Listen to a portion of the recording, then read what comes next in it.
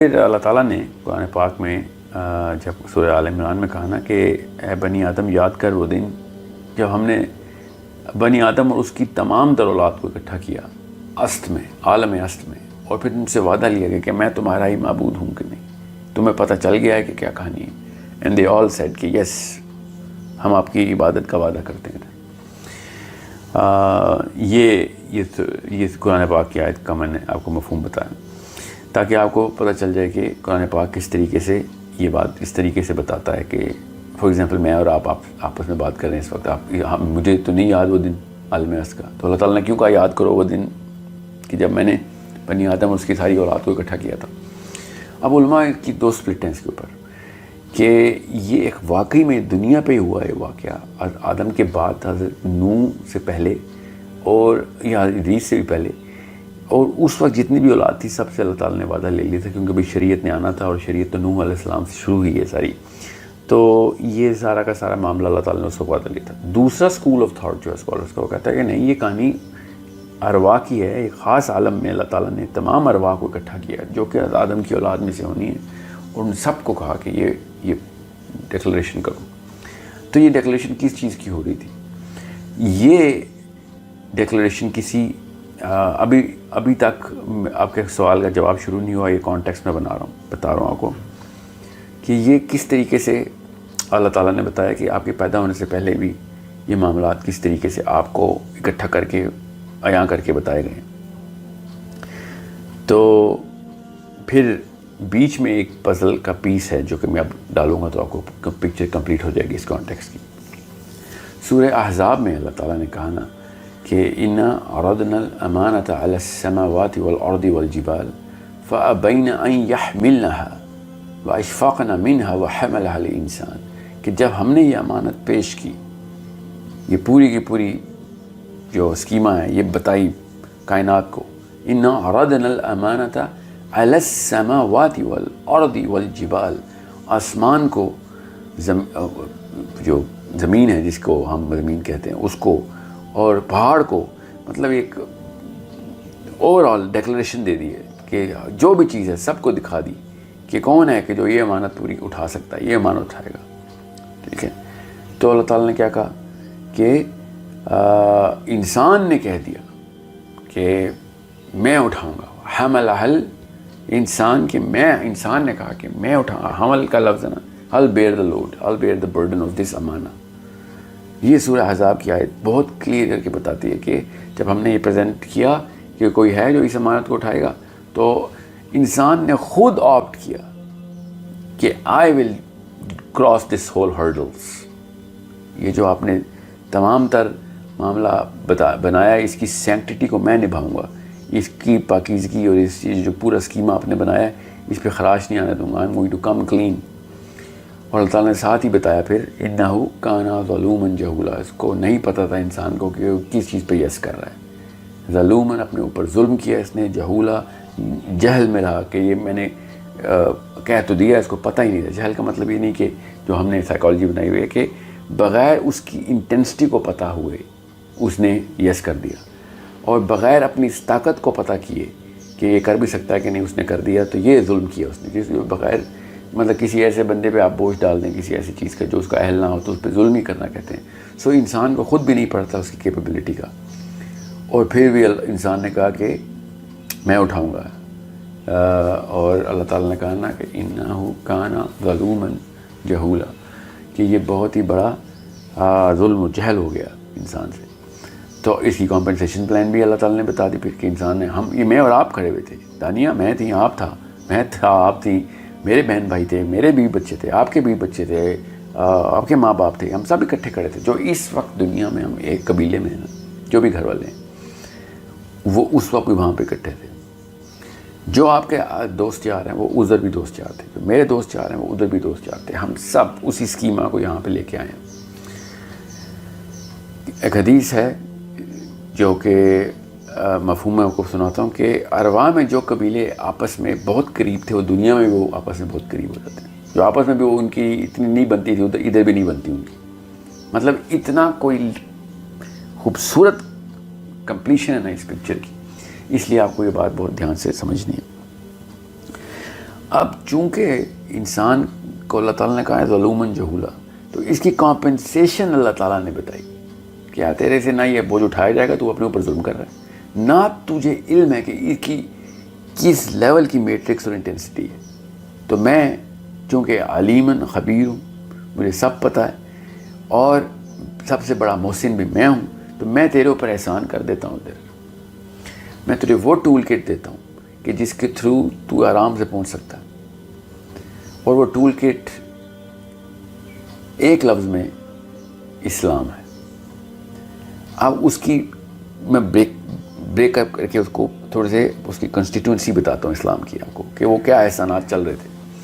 اللہ تعالیٰ نے پھر کہا کہ تجھے یہ سب کچھ بھول جائے گا، تجھے پتہ نہیں چلے گا، تیرے اندر ایروگنس آ جائے گی، کیونکہ تجھے جیسے ہی میں نے نیچے زمین پہ اتارنا ہے اس وقت تجھے پتہ چلے گا کہ تیرے سے بہتر تو وہ چیز ہی نہیں ہے. سو میک شیور یہ احد اور توحید کا کانسیپٹ اپنے ذہن میں رکھی. جب تو توحید پہ رہے گا تو ہمبل رہے گا کہ یار میں اللہ کا ایک غلام ہوں، میں کوئی بڑی چیز نہیں آئی دنیا میں.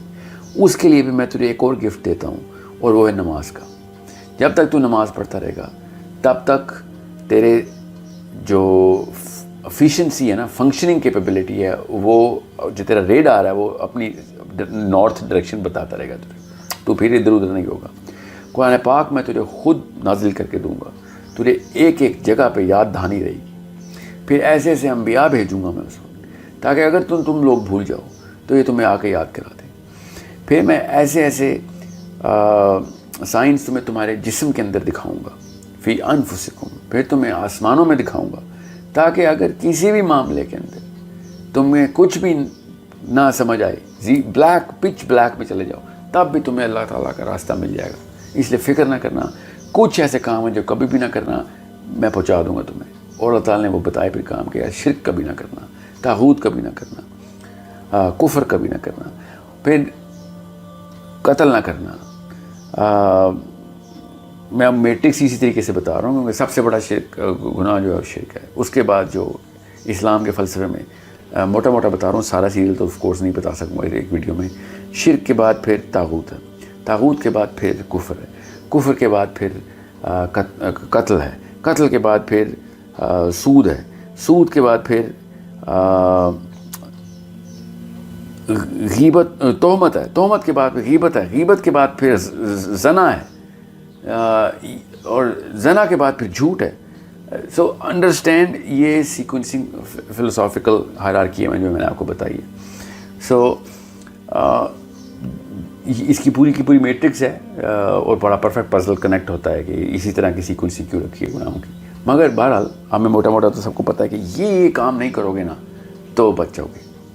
سو نماز ہو، روزہ ہو، زکوٰۃ ہو، حج ہو، جہاد ہو، دعوت ہو، کسی لیول کے اوپر آپ نے اب یہ والے جو کام ہے نا، یہ ایز گفٹس مل رہے تھے ہمیں اس وقت. ہم فوجیوں کی طرح بیک پیک پہن کے بیٹھے ہوئے تھے جہاز کے اندر، اور پیراشوٹ کھلنے والا تھا، اور اللہ تعالیٰ نے ہمیں پہلے بتایا کہ یہ بھی لے لے، یہ بھی لے لے، یہ بھی لے لے، تو یہ ساری چیزیں کام آئیں گی. اور بالکل ماں جس طریقے سے لنچ باکس نہیں پیک کرتی اپنے بیٹے کا بیٹی کا جب وہ کسی لمبے سفر پہ جاؤ، بالکل یہ ہمارے لنچ باکس ہے، یہ ہمارا نیپ سیک ہے، یہ ہمارا بیک پیک ہے، یہ ہمارا ٹول کٹ ہے، کہ یہ ایز گفٹس ہمیں مل رہے ہیں. ایک جگہ پہ بھی اللہ تعالیٰ نے پھر ساتھ ہی اللہ نے بتایا کہ پیسوں کی فکر نہ کری، وہ میں کر دوں گا. وہاں پہ تجھے بہت شیطان آئے گا تجھے بھوک سے ڈرانے، بچے مار دے گا تو اپنی غربت کے ڈر سے اس کو ابورشن کے لیے. سو قتل نہ کر دیں کسی کو، پھر سو آن آل دا کمینڈمنٹس. یہ سارے کے سارے معاملات ہمیں ایز گفٹس مل رہے تھے. اور پھر اللہ تعالیٰ نے ساتھ ہی کہہ دیا کہ کوئی ایسی قوم نہیں جس کو میں کہیں نہ کہیں سے ہدایت خود نہیں پہنچاؤں گا. اب وہ مانے یا نہ مانے ایک الگ کہانی. جو بندے واقعی سوچنا چاہتے ہیں ان کو پتہ ہو کہ اللہ تعالیٰ نے جب کہتے ہیں کہ نہ شکرہ ہے تو اللہ تعالیٰ کس چیز کی نہ شکرے کی بات کر رہے ہوتے ہیں کہ اتنا بڑا آپ کو ایک بیگ میں گفٹ ڈال کے دیے تھے اور نشانیوں پہ نشانیاں دکھا دی، اور اللہ تعالیٰ کہتے ہیں کہ شکر کیوں نہیں کرتا. تو یہ میں نے اب تو ہم جیسے بندے جو قرآن کے بعد کے دور میں پیدا ہوں اور ایسے دور میں پیدا ہوئے نالج کی کثرت ہے، وہ تو شکر سے ایک ایک سیکنڈ ہی کانشیسنس میں ہوں. یہ اللہ تعالیٰ نے ناشکرہ کیسے کہہ دیا؟ چونکہ اللہ تعالیٰ نے یہ ٹیسٹ دیا تھا غیب کے لیے، غیب کے اوپر. یہ یاد رکھیے گا، اس لیے جب بھی ہم ماں کے پیٹ میں ہوتے ہیں تو یہ سارا کے سارے گفٹس کی جو میموری ہے نا، یہ ارواح کی میموری، پری لائف کی میموری، یہ وائٹ واش ہو چکی ہوتی ہے، تاکہ یہ سارا چیز غیب میں رہے۔ اگر اللہ تعالیٰ یہ غیب کے فلسفے کے اوپر نہ رکھتے تو ہمیں وہ پرانی باتیں بھی یاد ہوتی، پھر ہم کسی اور طریقے سے شاید دنیا میں آتے۔ مگر غیب کے کانسیپٹ کے لیے یہ ساری میموری زیرو کر کے خود بتایا کہ سوچتے کیوں نہیں ہو، عقل کیوں نہیں کرتے ہو۔ ان آیتوں کے مطلب تب سمجھ آئیں گے آپ کو کہ اللہ تعالیٰ کیوں کہہ رہے ہیں کہ سوچو تو صحیح، تمہیں ساری چیزیں دکھا دی گئی ہیں۔ مطلب میں آپ کو ایک کمرے میں ڈال دوں اور کہوں کمرے سے باہر آؤ، اور سارے باہر آنے کے کلوز کمرے کے اندر رکھے ہوئے ہوں، اور لائٹیں آن کر کے رکھی ہوئی ہوں کلوز کے اوپر، بلب چل رہے ہوں کہ یہاں پہ بھی کلو ہے، یہاں پہ بھی کلو ہے، ٹھیک ہے، اور پھر 1,24,000 بندے اس کمرے سے گزاروں کہ وہ تمہیں بتائیں گے یہ لوگ یہ کلو کو ایسے پڑھنا ہے، اس کو ایسے پڑھنا ہے، اور آخری نبی آ کے کتاب پکی اندر رکھ جائے کہ ہر کلو کی ہر ڈیفینیشن تمہیں دے رہا ہوں۔ اب بھی کمرے سے باہر نہ آئیں تو ایک الگ کہانی ہے، مگر کمرے کے اندر بیٹھ کے ناشکرے ہو جائیں تو پھر وہ والی کہانی ہے جو آپ کے سوال آپ کے دماغ میں اس وقت آ رہی ہے کہ اللہ اس کو ناشکرہ کیوں کہہ رہے ہیں۔ یہ اتنی یہ کلو کا لفظ میں نے کیوں بولا؟ کیونکہ اللہ نے غیب میں کر دیا، ورنہ یہ کلو کا لفظ نہ میں بولتا پھر تو اللہ تعالیٰ نے سورہ بقرہ میں کہا نا کہ یہ کیا چاہتے ہیں کہ اللہ تعالیٰ فرشتوں کے پر لگا کے بادلوں پہ آ کے بیٹھ جائے اور یہ اللہ کو دیکھ کے پھر کہیں کہ ہاں مانتے ہیں۔